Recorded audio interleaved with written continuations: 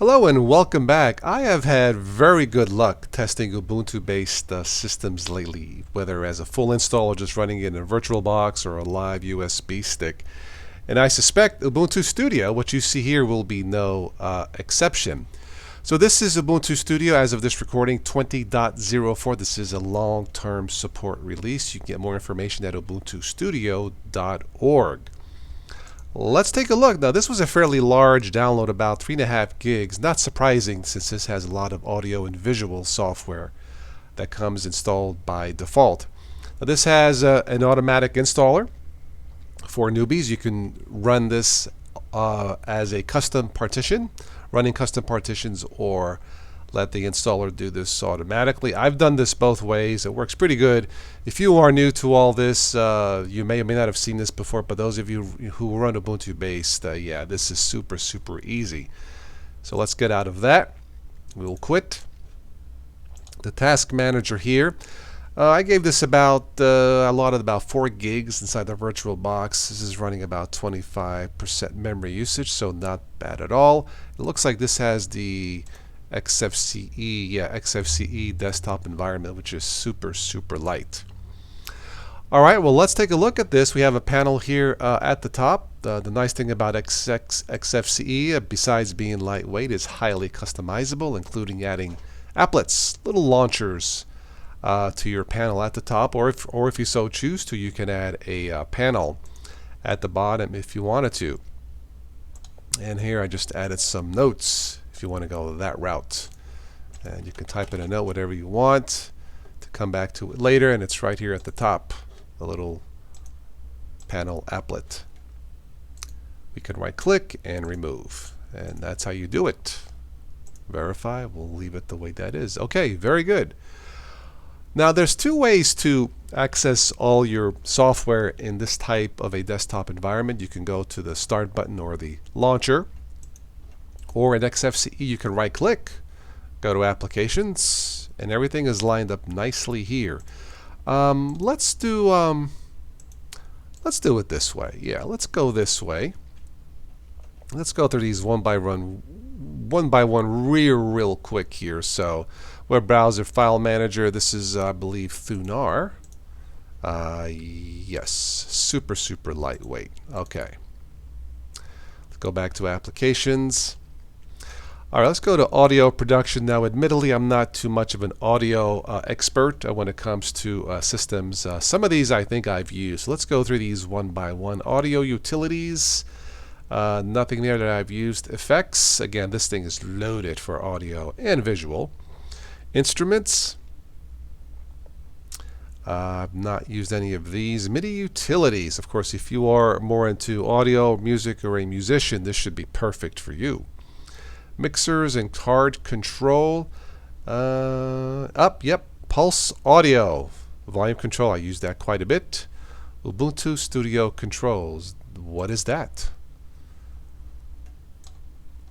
System tweaks. These are system settings that can be changed on the fly depending on the work being done. For low latency audio work, the governor should be set to performance and boost set to off.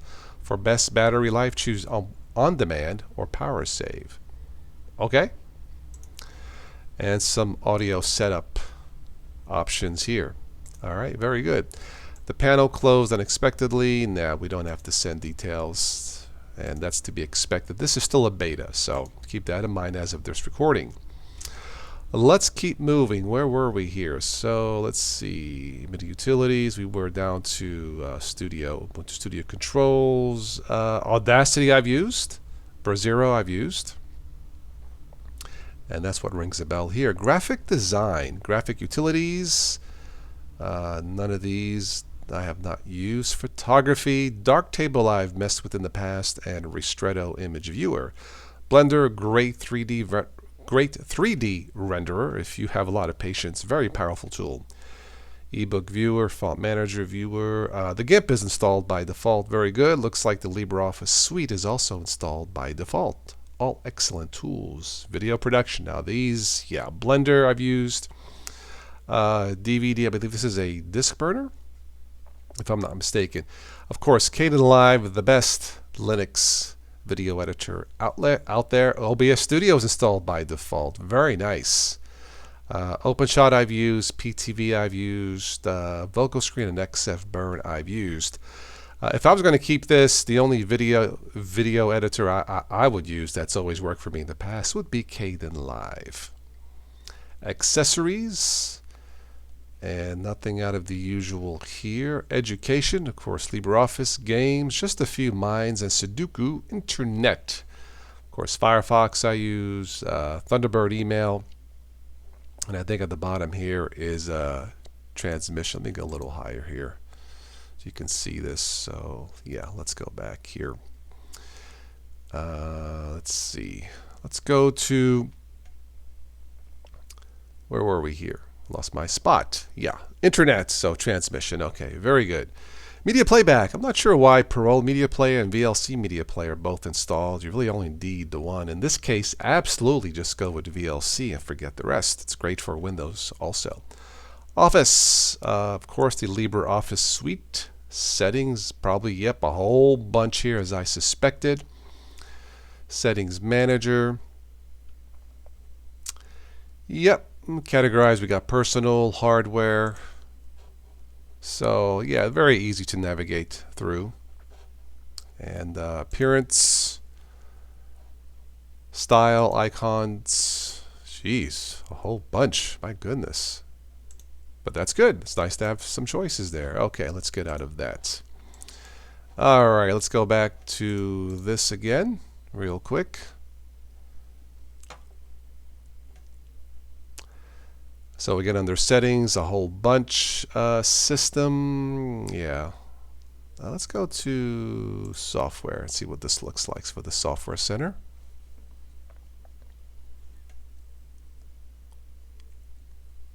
If it loads up. There we go. Very good. Yeah, a little bit slow running the software catalog, the Software Center, but that's to be expected since they're running this off the ISO. We'll let that do its thing. Hopefully it'll load the whole thing. If not, that's okay. And Ubuntu Studio information. Ask Ubuntu, a shortcut to Ask Ubuntu. Very nice. Very, very beginner friendly to say the least. That's actually a nice touch. Yeah. Explore your questions on Ask Ubuntu. I like it. Cool. Let's close the tabs. All right, I will not wait for that since I'm not going to be installing this. But overall, yeah, this is running really snappy without installing it. As well it should. XFCE is a lightweight desktop environment. Looks like a whole bunch of wallpapers. Maybe not a whole bunch, but sufficient. I don't know. Let's go to something cheery. Let's do this one. Let's see what that looks like. Oh, yeah. Looks very summerish to me. Well, what can I say? No surprises here. Again, this is a fairly large download, about 3.5 gigs plus. That's to be expected considering all the software this has. I'm not sure if this is something for beginners unless you already know a lot about music, audio, and visual software. If you do, this is perfect. If this is what you're looking for, so take a look at this. This might be something for you.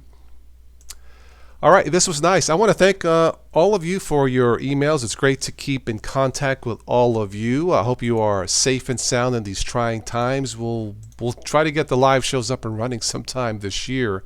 I don't know when. I'll keep you guys posted. If you would like to sponsor or support the channel or the live shows, you can just check out the links below in the show notes. That's all I have for this one. I hope you guys do well, and I'll catch you on the next one. So, yeah, take care.